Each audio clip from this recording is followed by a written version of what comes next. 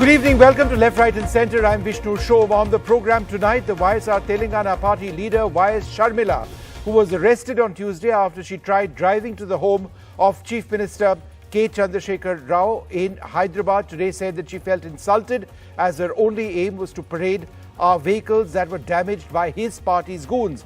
Sharmila joins me in a few moments to discuss what exactly happened, what her Padyatra is all about. Then we're going to debate her remarks, what she's actually said. Well, dramatic scenes have unfolded in Telangana over the past 2 days, as you can see in these images. These images were topped by police in Hyderabad towing Sharmila's car with her inside. So that's going to be our first focus this evening. Later on the show, a massive protest outside the Sangrur home of Punjab Chief Minister Bhagwant Mann, who was on the campaign trail in Gujarat ahead of assembly elections. Farm workers and trade unions were seen in clashes with the police, who used batons trying to bring the crowd under control. What are all the demands being made by farmers now, and does the new Aam Aadmi Party government in Punjab have the ability or the intent to deal with what has been a real crisis in the recent past, farmer agitations? And finally, towards the end of this half an hour, an exclusive. After NDTV reported a few months back, America has confirmed that China they have a Djibouti plan which may target India in the Indian Ocean. The United States Department of Defense reports that China may be getting ready to deploy aircraft carriers and submarines in the Indian Ocean region at that military base in Djibouti, the images of which we brought you for the first time about 4 months back. But let's go straight across now. I'm joined by Sharmila, YSR Telangana party leader YS Sharmila. Thanks very much for being with us. First up, we've seen all of those very dramatic images of you in that vehicle which was being towed away. What exactly happened? Well, I should go back a little and tell you about the Padayatra also. Well, I have been on a 3,500 kilometer Padayatra, throwing light on the problems the people are facing, and also asking KCR why he hasn't kept the promises given to the people. So while this Padayatra was going smooth and easy from our side, there have been protests, not the public protests, but they've been, attacks on us, I should say, in almost every constituency by the TRS cadre. But they took it to an entirely different level in Narsampet 1 day ago. Sure. A caravan apparently of yours was burnt in Warangal, is that right? Exactly. My bus was burnt there without any provocation at all. My bus was burnt there. The windshields of the bus and the cars around it were broken. My people were run over by their vehicles. My people were beaten up with rods. They created a ruckus. They created the law and order situation themselves, and then they gave the excuse of there is a law and order situation, and so they are arresting me. So they arrested me and they got me to Hyderabad. And what happened in Hyderabad is that we tried to parade these vehicles, that these gundas, the bus that they tried to burn and the windshields that were broken off the vehicles, we wanted to parade them before the Chief Minister's house, because we wanted the Chief Minister to see what their goons have done. So on the way to the Chief Minister's house, we were stopped, even though we were not the cause for the traffic jam there, because if you see the aerial visuals, you will clearly see that my bus was in one lane and that my car, the car that I was driving was in front of the bus. We were using only one lane, while the other 2-3 lanes were still open for public to use. But the police themselves came and jammed the whole traffic, parking their cars horizontally across, blocking all the lanes. And then they blamed me for the law and order situation, and then they said they're arresting me again on the road. So I refused to get down, and so they towed my vehicle to the police station, and then they held me there for 7-8 hours. And then they asked for a remand also. I do not see why they asked for a remand. Usually police ask for remand if they want to interrogate somebody, if they want more information on something. Sharmila, your mother was also faced with a very difficult situation yesterday, right? Exactly. All she wanted was to come and visit me, and but she was not allowed. She said she was house arrested too. So she kind of protested in her own way, saying that until you give me my freedom, I'm going to be on a hunger strike. Yeah. What exactly is the goal of this Padyatra? What exactly is it that you're trying to promote? Yeah, so we were trying to throw light on the problems of the people. Well, the people of Telangana are actually in dire need because KCR promised them all kinds of things and has failed to fulfill any of them. He promised them waiver of loans, he promised them interest-free loans for women, he promised the people a job per house, he promised them if he will not be able to give a job, then he will, give some kind of a stipend to unemployed people, say 3,000 rupees every month. All these are the promises he made. He promised a double bedroom house to all the poor households. He promised free fertilizers. He promised pension at 57 years. He made all kinds of wild promises and none of them have been fulfilled. Not even one of the promises KCR has been able to uphold. So the whole point of this Padayatra was not only to remind the government of their failure, but also bring to the government's notice the problems the people were facing. Like say for example, Upadhi Hami is something that, what is it called in English? Employment guarantee scheme. Yeah, so that happens, that used to happen in all its glory while Dr. YSR was chief minister. Now even for the work they do all the day, they just get, 50, 60 rupees per day. Okay, and your basic point is that you had police permission for your Padyatra which was stopped. Exactly, we did. And therefore, what is the road? We do have the police permission. Yes, we did have the police permission. So what is the road and ahead now? And yet the police failed to protect us, yes. What is the road ahead for your protests?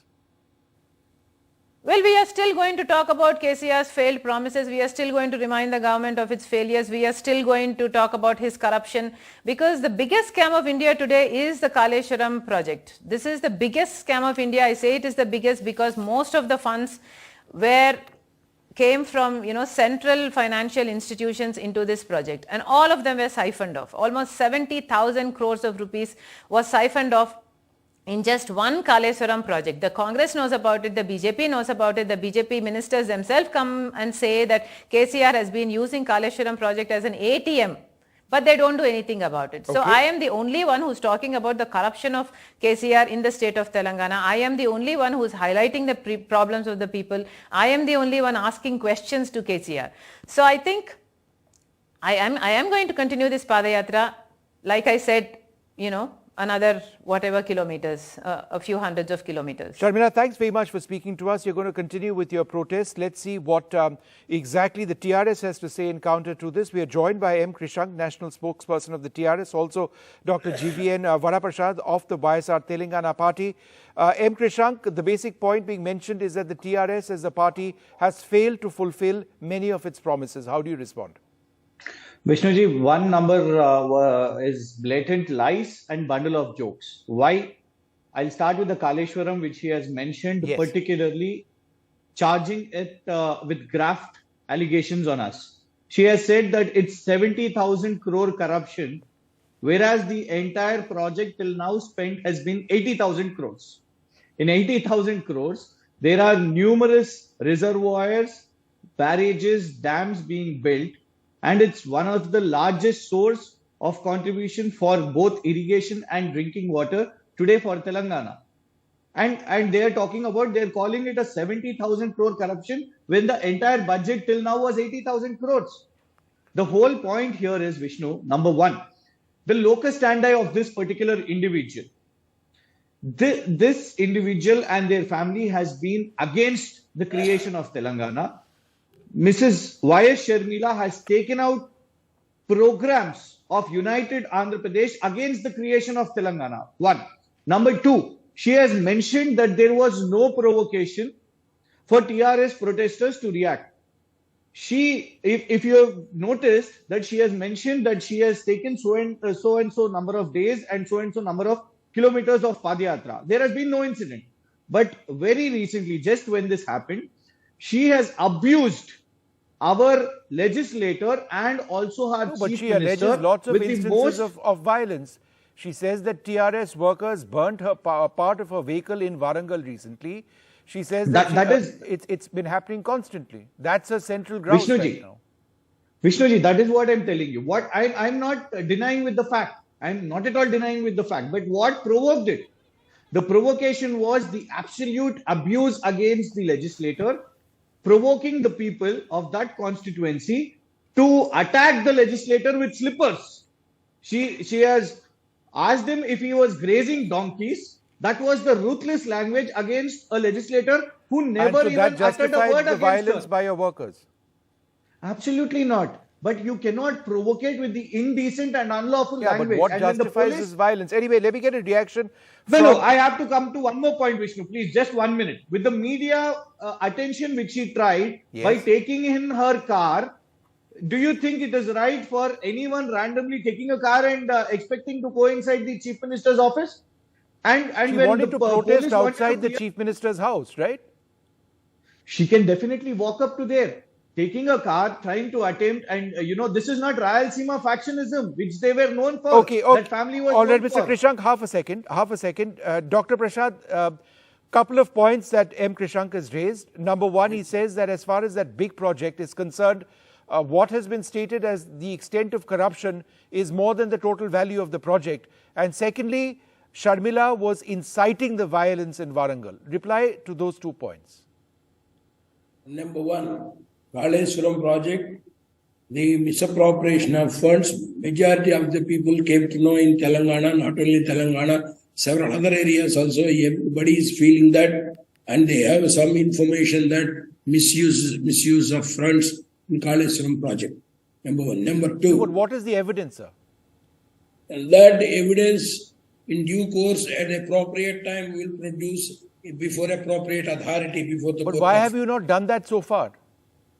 No. Before court, we want to produce the evidences. So when are you going to go to the court?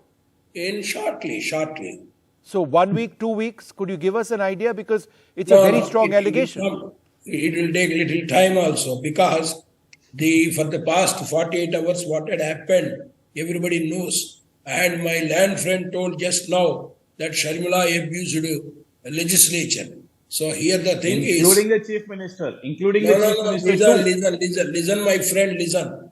See, criticizing legislature member, including the Chief Minister or any person, does not come under any crime, because they are pointing out the failures of the government, failures of the ministers, which cannot come under any offense as per the guidelines of the Supreme Court of India. And number one, and provocation means what? Raising questions does not come under provocation. Provocation comes in such a way. So if anybody calls the general public, you go and smash the building, you go and demolish the building, you go and throw stones, you go and kill the people, like that, those things comes under provocation. Not pointing, not questioning. Questioning will not come under any offense. Okay. So please rectify it, please. Do you want to reply to that, Mr. Krishank? Absolutely, Vishnu, because I mean, it is really absurd. I cannot speak such kind of statements on a national channel such like NDTV. There is a statement where Sharmila ji asks Chief Minister KCR, "Are you a man? Mard ho kya tum?" In Telugu, in a very wrong slang. And coming to this legislator, she has called the people to attack the legislator. Is that criticism?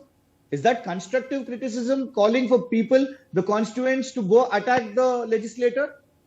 Cheppulato kottandi, I mean, that's a regional language which she has used, and they're trying to defend it. So the whole point is, number one, they do not have, they're playing to the galleries. You asked them straight. From so many years, she is just walking around. She's doing politics. She's talking about Kaleshwaram without any evidences. She's talking about the graft charges. One thing, their father, their rule in this state, they could not even complete the project or even take up the project and have siphoned off money. The only thing is, it is Mr. KCR who has completed the Kaleshwaram project. So that is why we are questioning the locus standi of Mrs. Sharmila, who has fought against Telangana for United Andhra Pradesh. Okay, let me just get a quick reaction on that point, because I need to move on. Dr. Prasad, this is the other key point which the TRS mentions, that Sharmila is not genuine about Telangana as a cause and as a state. No. She born and brought up from Telangana, and she married the person from Telangana, and she's always there right from the beginning in Telangana. She's having local stand to do her party activities in Telangana. Vishnu, where did she vote last time, Vishnu? Where did she cast her vote last elections, Vishnu? Straight question. Where did she cast her vote? That is not in Telangana. See, not in Telangana. so one thing. See, if I cast my vote in Andhra Pradesh, I can shift my vote to Telangana. She's a citizen there. No. It is she is a resident. She is a resident. Listen, my friend. And she has casted her vote there in the previous in some area and shifting in some area does not eliminate the right of the person. So, no. We are all Indians. I'm glad you have agreed that she shifted. I'm glad you have agreed that she all right, shifted for her political gentlemen, lots of necessities. questions being raised over here. I must wrap up this very polite discussion. If only all our discussions were as polite as this, where each side waits for the other to respond. But serious questions being raised over here. We'll come back on that in the days ahead. Let's move on. A massive protest outside the Sangrur home of the Punjab Chief Minister Bhagwant Mann, who's on the campaign trail in Gujarat ahead of assembly elections. Farm workers and trade unions were seen in clashes with the police, who used batons to bring the crowd under control. Dramatic images from the site which you see here showed flag waving and slogan shouting protesters being beaten by the police. What are the protests all about? We're going to take a quick look at that. Ravi Srivastava, who is somebody who's a supporter of the Aam Aadmi Party, joins us, as does Mukesh Malud, protester and president of the Zameen Prapti Sangharsh Samiti. Mukesh Malud, what are the basic demands? Our demands, laborer का minimum wage जी और panchayat land 1/3 reserve land है पंजाब में. इसके अलावा 5-5 मरले plots, residential plots. नहीं तो मुकेश जी, जो घटनाएं आज मतलब हम जो दिखाई दे रहा था टीवी पे, जो वायलेंस हुआ, जो हिंसा हुआ यहाँ, ये शुरू कैसे हुआ और ये पीसफुल प्रदर्शन क्यों नहीं हो पाया? ये एक्चुअली हम लोग पिछले 6 महीने से प्रोटेस्ट करके सीएम साहब से मीटिंग का टाइम मांग रहे थे कि हमें हमारी जो डिमांड्स हैं वो बिल्कुल जायज हैं, इनके लिए हमें समय दिया जाए इन बातों पे डिस्कशन के लिए. उन्होंने 6 महीने पहले एक बार डिस्कशन की, बोला कि ये सारा आपका जो डिमांड्स हैं बिल्कुल ठीक है, ये मानने वाली हैं, लेकिन मानने की बजाय उनका मतलब ये रुख रहा कि उन्होंने उससे दोबारा बात करने की भी जरूरत नहीं समझी. Okay, let me get a reaction. 1 second, sir. 1 second. Mukesh ji, let me get a reaction. Ravi Srivastava, the point being made is that even an appointment has not been given by Bhagwant Mann. Vishnu, I think such comment is not correct, because Bhagwant Mann has just taken over some 7 or 8 months before the Reins of Punjab, and he has been working very hard on all the issues which were pending, whether it is electricity or this parali issues, and several fronts are already opened up. And I think, to the best of my understanding, that whatever my friend is asking them, 700 rupees daily under Banrega, that labor money, and that 5 marla land for the accommodation, and Dalits representation in the cooperative societies. I think these demands are under active consideration, and he has already conceded to that. He is right now tied up in the Gujarat elections. But another issue is there, that I think this particular protest was motivated, and there are people from the Bharatiya Janata Party who want to, purposely they want to affect the campaign which Bhagwant Mann is doing in Gujarat. They are trying to provoke some people and make this kind of protest. I think the fact it is that incorrect. Bhagwant Mann is campaigning in Gujarat, where under his nose, literally in his state, in Sangrur itself, you see violence like this. Will he be able to handle the demands? Because when it comes to Punjab, the farmer issues, which have become a national issue now, remain dominant, and there is violence over here. Does he have any solution?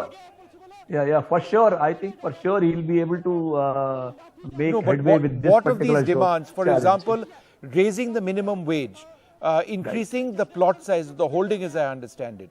These are a couple of issues. Will he accept these these demands? Because I think at one level there is Vishnu, no end to these demands, but on the other hand, the issue of farmers' rights is dominant in Punjab politics. this is definitely manageable, and I think Bhagwant Mann will be able to handle it, and the situation will not explode beyond a level.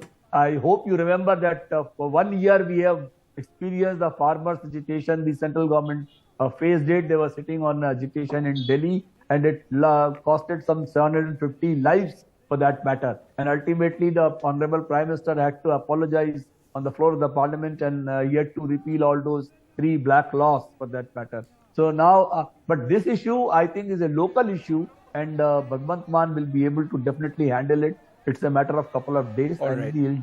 he'll definitely act on it. Yeah. All right, well, let's see how those that situation actually goes.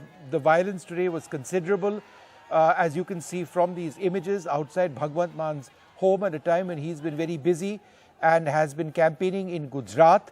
And the issues which have been raised in the past, but I think the key point is that these farmers have not been allowed a meeting with Bhagwant Mann. When is that actually going to take place? I'd like to thank you both very much for joining us. We're going to move on now to an NDTV special report.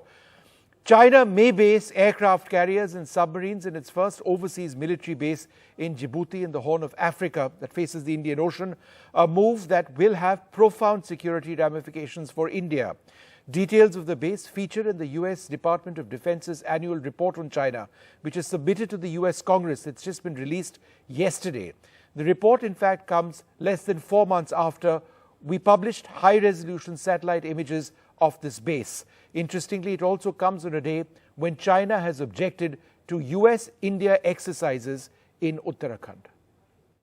First of all, this is China's base in Djibouti in Africa, which faces the Indian Ocean. It is now fully operational and capable of having aircraft carriers and submarines which are actually docked. Now, we brought you these images for the first time 4 months back, and now there is the China military report submitted to the U.S. Congress by America's Department of Defense, which says the pier that you actually see, you can see it over there, is able to accommodate the Chinese Navy's aircraft carriers, other large combatants and submarines. Now, this is a huge headache for India, since the Indian Navy will face the possibility of a massive Chinese naval threat in waters off our backyard. Now, China's Djibouti base also houses fully armed Marines. The report says Chinese Marines are stationed at the base with wheeled armored vehicles, also artillery. So that's also a concern over there. Now, this all comes on a particular day when Beijing objected to the US and India holding war games in Uttarakhand. These are called Yudh Abhyas. The Chinese Foreign Ministry spokesperson has raised concerns and says these joint military exercises held by India and the US near the line of actual control, we're actually showing you images of those exercises, violate the spirit of relevant agreements signed by China and India in 1993 and 1996. But the Chinese concern seems strange, since US forces are nowhere close to the China boundary. In fact, as you can see over here, and let's bring up that map, Auli, where the war games are going on, is more than 50 kilometers, in fact 58 kilometers from the line of actual control. So unclear what exactly Beijing is concerned about.